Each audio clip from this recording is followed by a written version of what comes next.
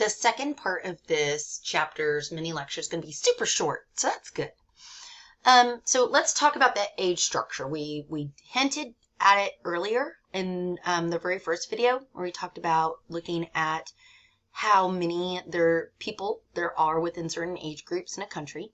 So we call these age structure diagrams or population pyramids. And these are nice visual representations of how we break down ages and the numbers of people within those age groups for different countries. And we separate it between males and females.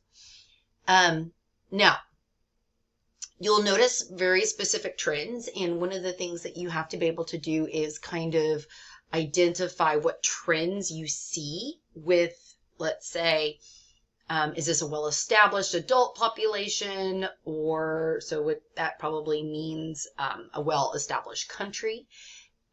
Fewer little ones typically means an aging older population typically means that it's a pretty usually I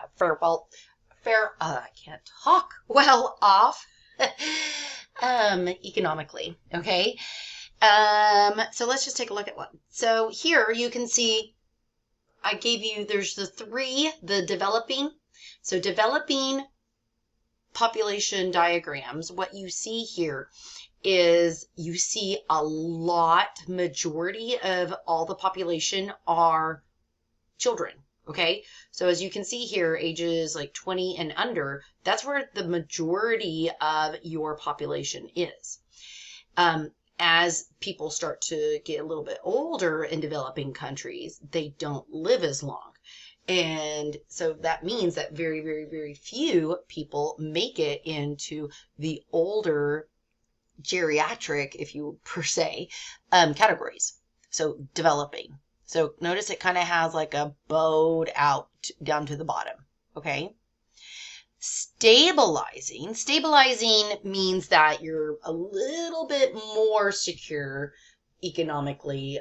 You're still, you're kind of industrialization phase, not huge yet in terms of everyone needs an education. There's still some instability when it comes to government or economy.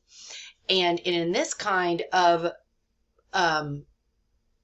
diagram, you'll see here where we do have numbers of younger children, but then we have in middle age, wha-bam, we have a big old group of people. This is the United States. And while we are marked as stabilizing, this comes from the baby boomers, post-World War II. So we had a huge baby boom. And so we had a huge input of births over a period of years. And once those baby boomers started having their own children, they started having fewer children. So that's why we are marked as stabilizing. Then some countries, we are seeing what we call a declining trend, meaning that we have more of the old people, fewer children. So adults and elderly are more prevalent. There are fewer children. That means they're just not, their fertility rate is much lower than it is, especially in a developing country. Japan is one of the biggest examples of this. Right now, Japan's population rate is actually negative because they're just not having children. And so that's an issue. It can be an issue for their future of their population. Let's take a look at China here. So, China is always, when you talk about population, it's like the country you talk about. You can see where they put in the regulations. You can kind of see what the age groups were for the regulations that went into effect that for the one child per household rule and law. So you can see like we had some births, and then bam, look here, all these people were born. They had such a huge increase in their population then. They're like, oh yeah, no, we got to cut this out. And that's whenever they instigated their one child per family policy, which they no longer have now. Okay, now, So that kind of leads us into what we call this demographic transition. And this is a concept that explains how you go from being a very, very poor country that does not have a stable education system. A lot of women are they get married to have lots and lots of babies, because then those children, if they survive, are going to be part of the family workforce. Up to evolving into the more affluent demographics, and that would be like what we would see over here in phase 4. Okay, so I'm going to go through each of these individually. In phase 1, you have a slow population growth, and it's not because, it's not for not want of trying. They're trying. They have huge high birth rates, but they also have high death rates, especially in the young and especially in an early adulthood. This is where you're not going to have a very long life expectancy overall. You don't have a lot of industrialization, economic development in these countries. So the example that they give you here is Lesotho. And you can see here, here in the shape of the pyramid is one, or the diagram is one that we've talked about in one of the previous slides. And then in A, you have like a jig-jog birth rate all over the place. But look, it's totally counterbalanced by that death rate. And so since one goes up, the other goes down, one goes up, the other goes down, and you have that relationship, you're not going to have a high overall population growth. So that's stage 1, or phase 1. Okay, now let's move to something that's a little bit more advanced in terms of development. So this is kind of where most developing countries fall in, and this is phase 2. So you do have a really rapid population growth, because you have high birth rates, but death rates are lower, and those death rates could be lower for a lot of reasons. It could be access to better health, better foods.